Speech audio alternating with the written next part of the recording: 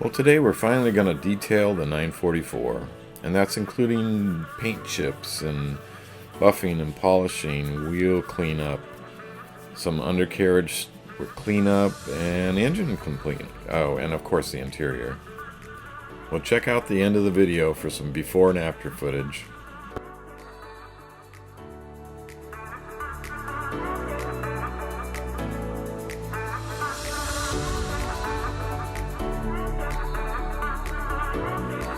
Okay, so first up I wanted to cover some paint chip repair. First thing I did was I marked out all of the paint chips because sometimes they're hard to find or remember where you miss one of them. So that's just a regular crayon. Comes right off.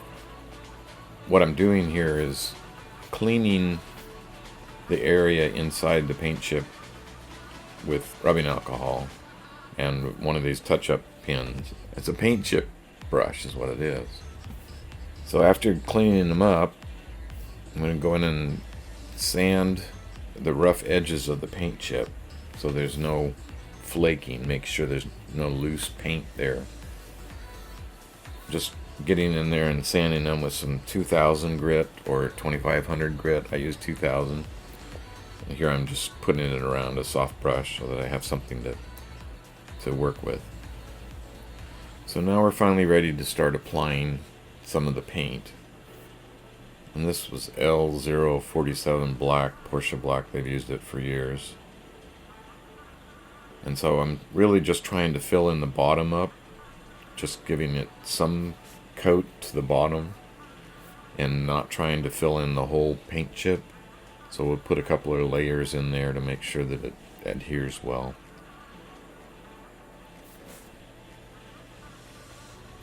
And after the first coat, then we'll do another coat, and I think I actually did 3 coats and even 4 in a couple of spots, just to make sure that the paint is above the layer of the paint, the factory paint, because we're going to sand it back down and make it smooth. So now we're taking some 2000 grit, trying just to get the layers a little bit closer to the level, and then we'll up it with some 2500 grit. Try and keep the scratches to absolute minimum. I would have gone with even 3000, but I couldn't find any anywhere. Need to pick some of that stuff online or something. And you can see that one just didn't take much for it to be level. So the goal here is to make as little impact on the actual factory paint as possible, but still get the scratches out, still get the paint chip level, and prepare it for proper buffing. So I went around and did the rest of the paint chips, sanding them by hand, and just getting it a nice smooth sanded finish. And again, just using 2500 as much as possible. Then for buffing, I used Meguiar's heavy cut and medium cut. One was rated 12, the heavy cut was rated 12, and the other one was rated like 8 or something like that. And so the heavy cut is definitely designed to cut through the scratches in the sanded areas. Now the mistake that I made here was that I used too cheap of a buffer. I mean, it's functional, it works, but it doesn't have variable speed, so it limits what you can use it for. Plus the type of buffing pads weren't ideal for heavy cut buffing, and the motor probably couldn't take it anyway. So what I did is I resorted back to the old school way of doing it back in, years ago. Anyways, so we used to use just a straight sanding style buffer with non-orbital.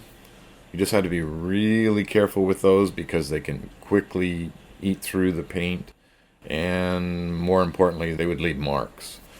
So I was very careful with it. Used a brand new heavy cut buffing pad and the heavy cut Meguiar's polishing compound, and it worked well. So I limited that to just the extreme areas and then went right back to the orbital buffer. and then switched over to the medium cut where I could. Notice that on this that I've taped off any of the lines, like the edges of the hood and such, that I'm going to be running into. And you just don't want to be doing that with a buffer, especially with heavy cut compound. So after the buffing, we went right to polishing, and we put a good hand polish on there that will protect it. And we moved on to the next item. And the next item is the wheels, and in fact it was really only one wheel that had a buildup on the edge, on the lip. I'm not sure why, but it's there, and so we set about trying to clean it with many different things. I ended up using the clay bar that we used to clean the paint right off the get-go, and it worked pretty well. So it wasn't damaging the wheel. There was the area around the valve stem that was being a pain, so I ended up taking a knife and just kind of whittling it down as much as I could without scratching the finish, and then cleaning it with the clay bar, and it worked. So the wheel came out really nice. And we cleaned up the spokes on all of them and the lips on all of them, and the wheels look great. Here's a little before and afters.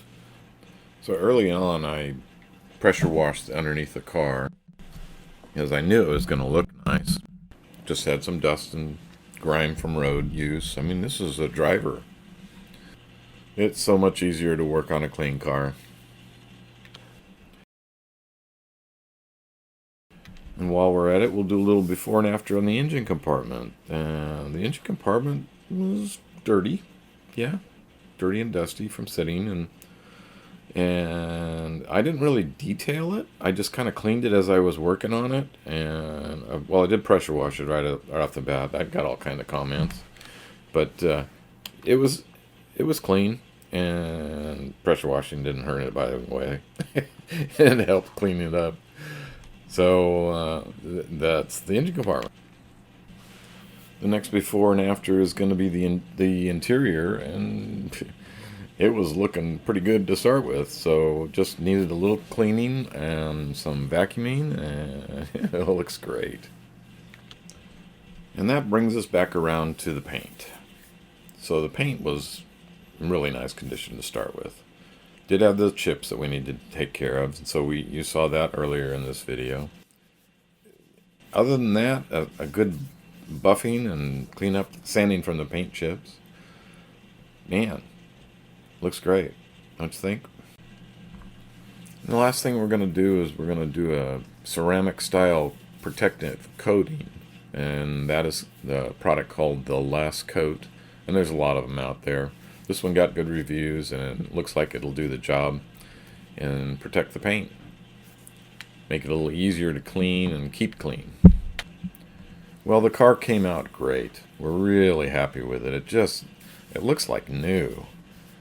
Yeah, there's flaws, and I'd be happy to point any of them out to anybody that's looking at it.